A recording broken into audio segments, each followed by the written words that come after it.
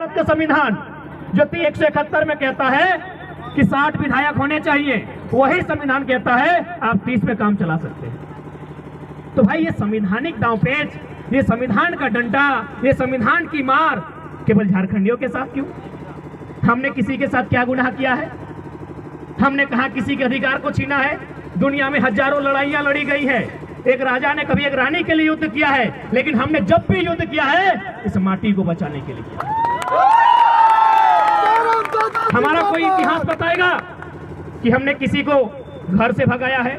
हमारा कोई इतिहास बताएगा कि हमने कहीं कब्जा किया है? हमने जब भी युद्ध किया है, अंग्रेजों से जब भी मुकाबला किया है, अपनी माटी को बचाने के लिए किया। तो हमारा गुनाह क्या है? हमने किसी का क्या बिगाड़ा है? आज ये राज्य न जाने कितनी शहादत के बाद, न जाने कितनी माओं की गोद सुनी हुई, न जाने कितनी बहनों की मांग का सिंदूर उजड़ा है, तब जाकर हमने एक नया झारखंड बनाया। यही आपके हजारीबाग जिला के अंतर्गत बिशुनगढ़ प्रखंड है। वहां एक बलग मक्का नामक गांव है। एक गांव में सात लोग शहीद हुए। शहीद नहीं हुए, उनका गला किसी का काटा गया, किसी का गोलियों से छलनी किया गया, तब जाके हमें राज्य मिला है। क्या कभी इस दर्द का आभास इन सत्ता में बैठे लोगों ने किया है कि हमने किन परिस्थितियों में ये राज्य लिया है?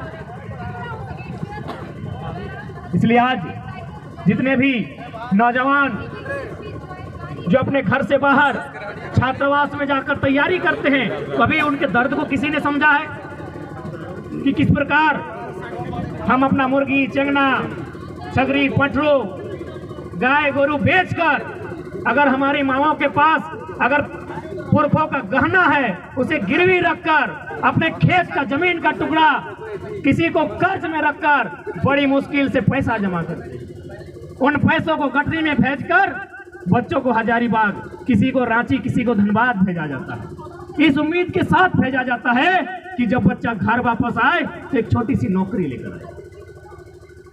और उस उम्मीद को पूरा करने के लिए बेटा दिन रात मेहनत करता है। वो अपने सारे दुखों को भूलकर, अपने संगी साथियों को भूलकर एक छोटे से लॉज में जहां सबसे कम दाम में उपलब्ध हो पाता है, वहां तैयारियां करता है। अपने जीवन का 5 साल, 10 साल, कोई तो 15 साल लगा देते हैं। अचानक उसके पास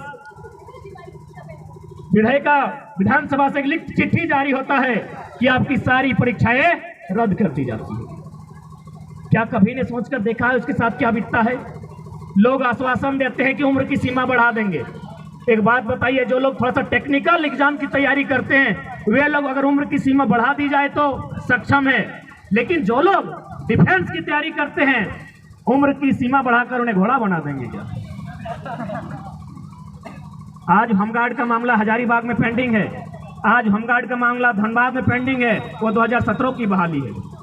आज यदि आप उनको कह भी देते हैं कि हम आपकी उम्र की सीमा को बढ़ा देते हैं, क्या उन्हें फिर से 5 फीट का हाई जंप करवा सकते हैं? क्या उनसे आप 16 फीट का लॉन्ग जंप करवा सकते हैं? क्या उनसे आप 5 मिनट में 1600 मीटर दौड़वा सकते हैं? तो वास्तव में इनके पास विजन नहीं है, इनके पास मिशन नहीं है, ना इनके पास दूरदर्शी सोच है। इसलिए आज झारखंड के तमाम नौजवानों को, पढ़ने वाले छात्रों को आज एक जगह आकर इस आंदोलन को भागीदारी देना होगा और प्रयास करना होगा। इतना जोरदार हमला हो सरकार पर, या तो सरकार बैकफुट पर जाए या 24 में सरकार कहीं ना रहे।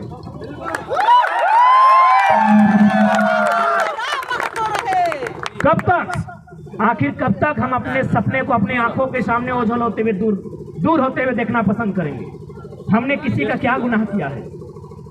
यही नहीं, आज बहुत सारे लोग यहाँ आकर बात रखें बाहरी भीतरी।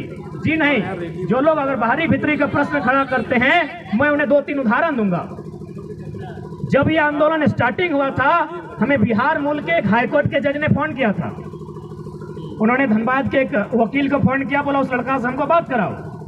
उन्होंने वकील को फोन किया, वकील साहब किसी तरह मेरा नंबर जुगाड़ किया, हमको कॉन्फ्रेंस में बात कराया। हाईकोर्ट जो कि बिहार मूल के हैं, उन्होंने स्पष्ट कहा कि हम आपकी इस भाषा की लड़ाई में बिल्कुल आपके साथ हैं, क्योंकि यदि सभी लोग यूपी, बिहार, बंगाल, उड़ीसा के लोग अगर भाईचारा के नाम पर झारखंड में कब्जा कर लेंगे तो झारखंड बना ही क्यों था? यह कथन मेरा नहीं है, बिहार मुल्क के एक हाईकोर्ट के जज का है, जिन्होंने मुझे लगभग फरवरी महीना में फोन किया था मानव श्रृंखला के बाद। बोला बिल्कुल आपका जो भी लॉजिक आप रखते हैं बिल्कुल सत्य रखते हैं। झारखंड के लोग जिस समय खेतों में, खलिहानों में, जंगलों में, बिहड़ों में रहते थे, बिहार में नालंदा विश्वविद्यालय था। आप एजुकेशन को लेकर उनका मुकाबला कैसे कर सकते हैं? वहां विक्रमशिला विश्वविद्यालय था।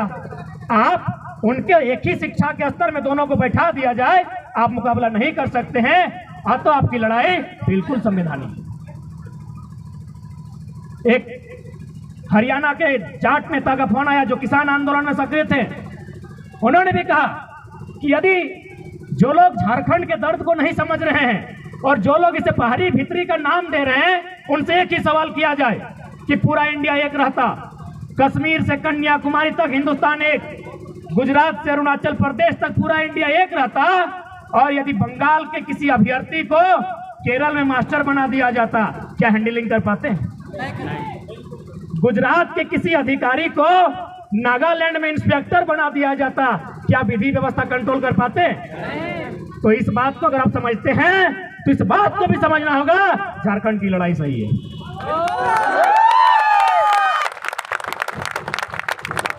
अभी बताइए, यदि बैरियर नहीं होता, राज्यों के लिए अलग अलग नियम नहीं होते, तो आज क्या विधि व्यवस्था कंट्रोल हो पाती?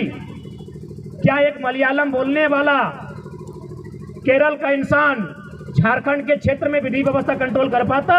नहीं कर पाता। तो इसीलिए हमारे देश की खूबसूरती यही है, अनेकता में एकता, विविधता में एकता, और उसी के तहत आपको सबके अधिकार को सुरक्षित रखना होगा। आज लोग कहते हैं कि 1932 का खतियान असंवैधानिक है, ये अंग्रेजों के काल का है। बोले भैया आप इतना हमको मत सताइए, अब हम लोग को इतना परेशान ना कीजिए।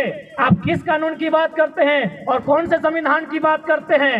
अरे हम लोग भी थोड़ा बहुत पढ़ लिए हैं, अब हम लोग भी अनपढ़ जाहिल नहीं है, थोड़ा बहुत पढ़ लिए हैं। आप जिस संविधान की बात करते हैं और आप जिसे अंग्रेजों के काल का कानून मानते हैं, तो पलटिए थोड़ा सा, आप फ्लैशबैक में पीछे जाइए।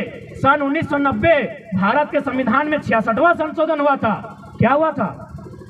CNT जो 1908 में बना कानून है, उसकी 3 अध्याय को 66वां संशोधन करते हुए 1990 में भारतीय संविधान के अनुसूची 9 में शामिल किया गया था। तो क्या 1908 का कानून जो CNT कानून है वो अंग्रेजों के काल का कानून नहीं है? तर्क से बात कीजिए, हम लोग भी पढ़े लिखे लोग हैं, लॉजिकली बात कीजिए।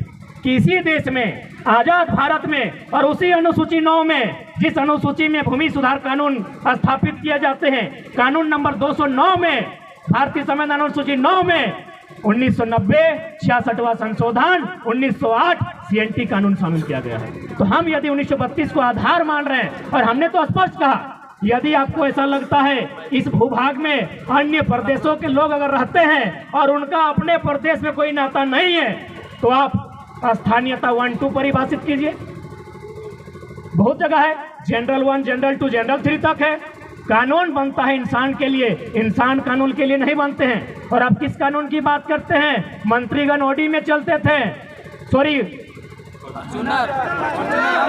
एम्बेसडर में चलते थे, समय बदला, BMW, फॉर्चूनर, रेंज रोवर।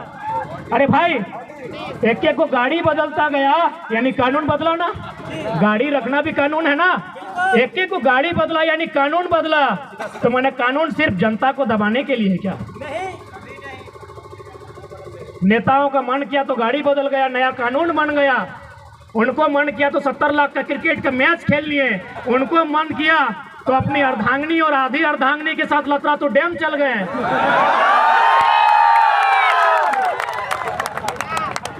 हमारे लिए एक नियोजन नीति नहीं बनेगी? आज माननीय मुख्यमंत्री पूरे राज्य में जोहार खतियानी यात्रा लेकर घूम रहे हैं। अरे महोदय, वो कहते हैं ना कि अभी बच्चे का जन्म हुआ नहीं है और आप छठियारी का सामान लेकर आए हैं।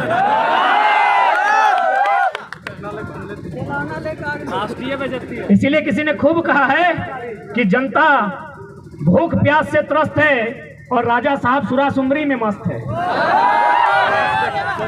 हमारे छात्र, पढ़ने वाले छात्र, आप गांव में जाइए।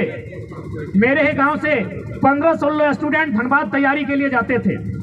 जब से वैकेंसियां रद्द हुई है उनकी संख्या सीधा 2-3 हो गई। हम लोग पूछे कि क्या कारण है, तो बोला था कैसे हिम्मत करें, जीवन का 5 साल 6 साल 7 साल जाता है। अरे समय जाता है तो अलग विषय है, बाप की आधी पूंजी चली जाती है, माँ की आंखों की रोशनी चली जाती है, छोटे भाई का सपना टूट जाता है। तो क्या करें? आखिर पढ़ना भी तो इसीलिए चाहते हैं कि एक नौकरी करें, और नौकरी भी तो इसीलिए करना चाहते हैं कि छोटी सी कमाई हो जाए। तो हम 5 साल अपना बर्बाद करने के बाद अपने बाप की आधी पूंजी बेकार करने से अच्छा है हम खेतों में हाथ बटाएं। पैसा कमाने से तो मतलब है। तो इसीलिए भैया हम सोच रहे हैं इस बार निरन महीना में खेती करेंगे, धान के बाद गेहूं लगाएंगे, लेकिन अब कंपटीशन की तैयारी नहीं करेंगे। सोचिए कितना दर्द, सोच के देखिए कितने दुख में है हमारे छात्र। बस एक पुलिस ही नहीं बना है। ये कैसा राज्य है? आज अगर इस राज्य में एक पुलिस ही नहीं बनी है तो सवाल खड़ा होता है इस राज्य के तमाम आईएएस पर, क्योंकि आईएएस का काम होता है पॉलिसी बनाना। और आप अगर इस राज्य में 22 सालों के झारखंड में एक आप पॉलिसी नहीं बना पाए हैं तो सवाल तो होता है, भले आपको बुरा लगेगा कि आप लोग आईएएस है कि गधा है, भले बुरा लगेगा, लेकिन क्या करें, हम मजबूर हैं। हम टूटे हुए लोग, हम लोग जख्म खाए हुए लोग, अपने आंखों के सामने सपने को टूटते हुए देखने वाले लोग, आज मजबूरी में हमें इन शब्दों का प्रयोग करना पड़ रहा है कि आप आईएएस बन के आए हैं या आप लोग कोयला बालू चोरी करने आए हैं। एक नीति नहीं बन पाती है और बार बार आप दुहाई देते हैं झारखंड के लिए। क्यों अन्य राज्य नहीं है? कर्नाटक में भी, कर्नाटक भी राज्य है, वहां 7% रिजर्वेशन है 3rd और 4th में। तेलंगाना 371D के अनुसार राज्य की तमाम नौकरियां, जिस प्रकार हमारा यहाँ जब पीएससी 3rd और 4th छोड़ दीजिए, उसके अलावा जो राज्य स्तर के अधिकारी बनने की नौकरियां हैं तेलंगाना में वो भी रिजर्व है। तो संविधान की आंखें केवल झारखंड के सामने आकर फट के क्यों रह जाती हैं? संविधान का तो मतलब होता है समजोड़ विधान, सम यानी समानता, विधान यानी नियम, यानी समानता का नियम सबके लिए हो। तो यदि झारखंड के युवा अगर अपने लिए नियम मांग रहे हैं, अपने पक्ष में अगर विधि बनाने की बात कर रहे हैं, नियोजन नीति बनाने की बात कर रहे हैं, तो कौन सा गुनाह कर रहे हैं? और ये हम तो नहीं कह रहे हैं।